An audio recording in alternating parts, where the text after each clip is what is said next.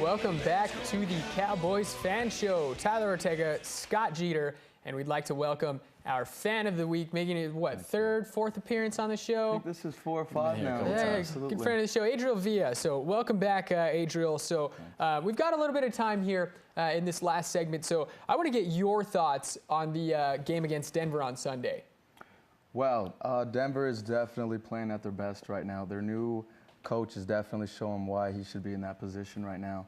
I feel like Dallas Cowboys needed this game. It's okay to lose this early in the season to know where our weak spots are.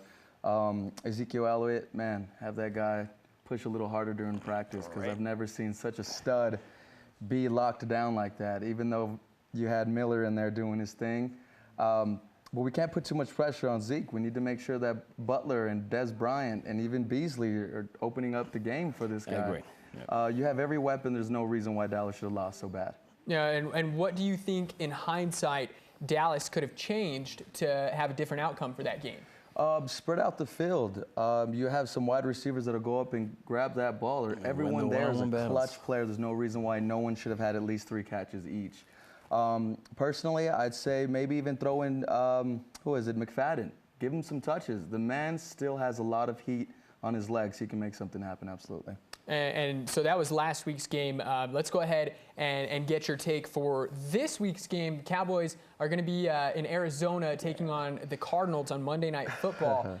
Me and Scott just covered on how to beat these guys. So let's go ahead and hear your take. How does Dallas win this game on Monday night, and why? Okay, so, wow, it's going to be tough. It's going to be tough. Right now, Dallas, as you can see, they're putting a lot of pressure on Dak. Dak is still really inexperienced. It's his second year in the league. They need to get some of that pressure off of him. And if really, this is where Romo shouldn't have left the league. He should have stayed. He could have been the best backup quarterback.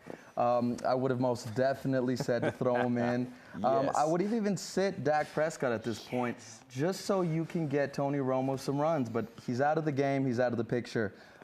Step up on the offense. Run some new plays. Show us something we haven't seen yet. Arizona Cardinals, they're hungry. They're going to bring it to Dallas no matter what. All I heard was bring back Tony Romo. No, man. Did you not see how many times Dak was on his back?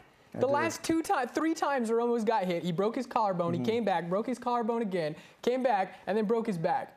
Tony Romo would have been in a body cast by halftime against that Broncos But he could have hit those outside receivers. It doesn't matter if his back is broken. Well, and the thing about it is he rested all Missy number 9. year. Sit Dak? You said sit Dak? Sit Dak. He rested all year. This is a second-year quarterback playing against one of the top defenses of the league in their house, second week of the season.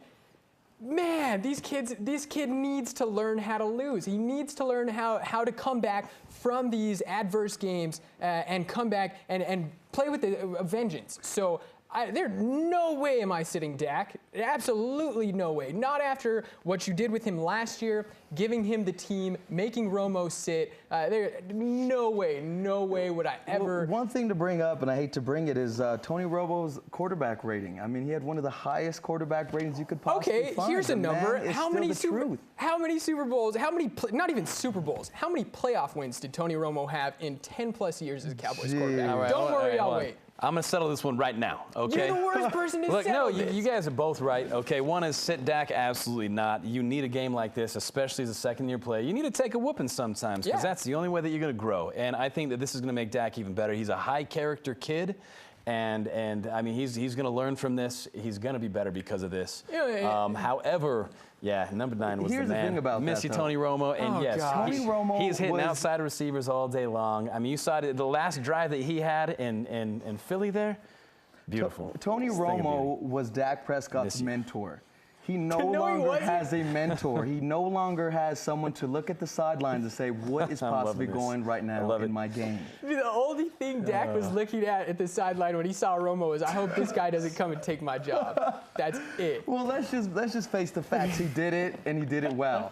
But they should not have let the man go. I would have personally sat him down, have Romo start this next game to show him something that No maturity. way. No way. Some You would social shatter maturity. Dak Prescott's confidence if you Yeah, were I to agree. bench him. You would shatter the kid's Well, confidence. plus you're not gonna pay the guy the kind of money that he was gonna command to sit No. on the bench. It's too much money that he was gonna take to sit on the bench, and nobody was gonna trade for him. It was a good idea to let Tony Romo retire. And like you were saying, Dak is a real high character kid.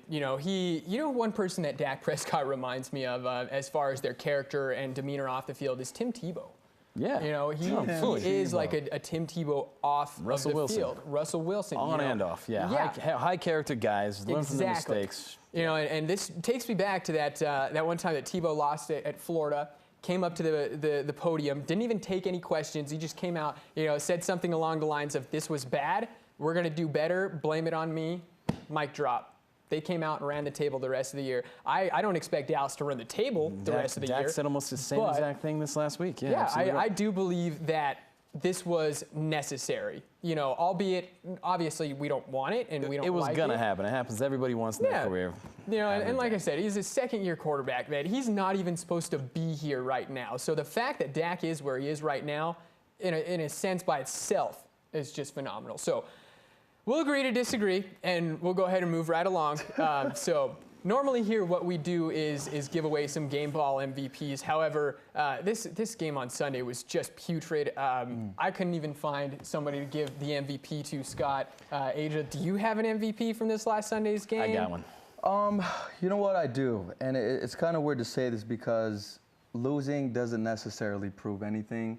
But I would still give it to Dak Prescott. He's showing that he can take a loss, he can take it right on the chin, and he's willing to go against adversity and do it again all over again. So most definitely Dak Prescott. He has the entire team, focusing on his talent and what he can do for the team, what he can bring to the team. I'd give it to Dak Prescott, most definitely. He's actually got a point there. I mean, high character kid. Even Jason Garrett was giving it to him afterwards. He's like, I blame this loss squarely on Dak Prescott. And Dak came out and said, no, it's my fault and whatever. So I see where you're going. Absolutely. I went a different route with that. So we're talking MVPs. If you want to know what my MVP is, I still got to go with DeMarcus Lawrence.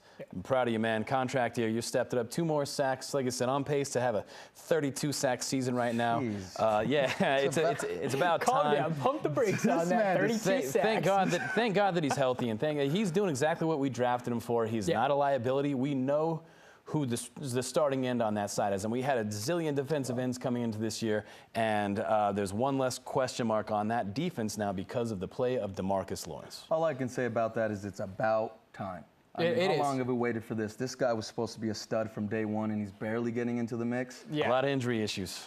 Yeah, injuries. Back, sure. Yeah, he's a bad back. I mean, it's hard to sack quarterbacks when you got a slipped disc in your back. But yeah, finally healthy. Playing like a champ. I'm sticking to my guns here. I thought it was terrible on Sunday. Nobody's getting a game ball MVP from me. Jeff Heath. If I had to give a game ball MVP, I'm just going to give it to Von Miller. He was an absolute beast in that second half. So, all right, forget about Denver. As we've said before, Arizona Cardinals, Dallas Cowboys, Monday Night Football. We've got a 6:30 p.m. kickoff, Albuquerque time, on ESPN. Prime time, the lights are on them. Dallas, Arizona. Who wins and why, Adriel? I think it's going to be a defensive struggle for Dallas. I see that Lawrence has come, but he needs help. I know Lee's had some really good tackles in the last game. But at this point, I'm going to give it to the Cardinals. They have a team who is ready to show Dallas that they're not the only ones competing or going for the competition of being elite players, elite teams. So I'm going to give it to Cardinals 24-17. 24-17. We got one on the Cardinals. Scott? We're definitely going to score more than 17 points in this one because we're angry, okay? I mean, Tyron Smith, Travis Frederick, Zach Martin, they're still the best at their positions, and they got whooped last week. Now, Chaz Green didn't look too well. Lyle Collins had some trouble on the outside, but only in the fourth quarter, and that's because they knew exactly what we were going to do. So when the score is 0-0 and these guys are upset about what happened last week, I see these guys who are still best at their positions going out there and actually manhandling this defensive line. They're going to play with fury. And they're going to get the job done. I think that they protect Dak Prescott. I think we run the ball well in this game. And I do think that after a week of knowing what's going to happen, with our secondary and being able to figure out who's going to be. I mean, unless we get another surprise 3 injuries in the secondary, we should be prepared for this one. We just weren't prepared last week. I mean, you throw in guys in there that have it's for your first NFL game at a position you've never played before. Yeah. You know, I mean, you know, it's the NFL. You're going to get eaten up by anybody, and you're going to get eaten up by Tebow in that situation. You know what I mean? So I think we're better prepared. I think that we're gonna win this game. I mean, Jason Garrett's upset. This offensive line's going to be upset. Des Bryant's going to go in there upset, and Des plays well mad. Oh, yeah. You know, so I think that we're actually going to put up 31 points. I think that we're going to do a lot better in the red zone. We've actually struggled in the red zone a little bit this year, and that's absolutely something that we're going to be working on. And Jason Garrett got a little. He took some heat for punting in the fourth quarter when we were down so many, and everyone you should have gone for it. He's not going to play conservative in this one. Right. He's not going to settle for the field goals. He's going to show, hey, I'm not that conservative coach. I'm out here to win games too. I think we just put the pedal to the metal in this one. I think we score 31 points. 31 Cardinals? 31. Cardinals are probably going to get. They are a decent team. They do have good, solid receivers. I do see Larry Fitzgerald actually moving those chains out of the slot, and they're gonna get a couple big plays because this is still a young secondary. They're going to score 24. So we got 31-24 on the Cowboys. I guess I'll be the tiebreaker here. You know, as I said, the Vegas sportsbooks early on had this as a 3-point game in favor of Dallas. Generally speaking, Vegas knows their stuff. I think it's going to be close, just like they do. I think it's going to be a little bit more low scoring. I do think Dallas is able to get that running game going. Arizona does not have the front seven or the secondary of Denver for that matter. So Zeke's going to have a good day. Book him for over 100 yards on the ground. I think that's a safe bet. Pride is on the line. Oh yeah. Yep. Oh yeah. He's gonna have a big day. So all of you fantasy owners out there, you better put Zeke in that starting lineup on Monday night. I do think Dallas is victorious. As I said, by 3. I'll take them 24-21 over the Cardinals. So 2 on the Cowboys, 1 on the Cardinals. You heard it here first, ladies and gentlemen. The Cowboys Fan Show. Thank you all for watching. As always, if you want to get in touch with the show, hit us up on Facebook. You can find us on Twitter at Cowboys Fan Show. If you want to be our fan of the week, let us know. Hit us up. You can email us, cowboysfanshow@gmail.com. So for everybody here today, we've got Adrian, we've got RJ, we got Paul, Javi, our director, John, our producer, our fan of the week, Adriel. Thank you once again for coming on. We're going to have you back on a little bit later on in the season.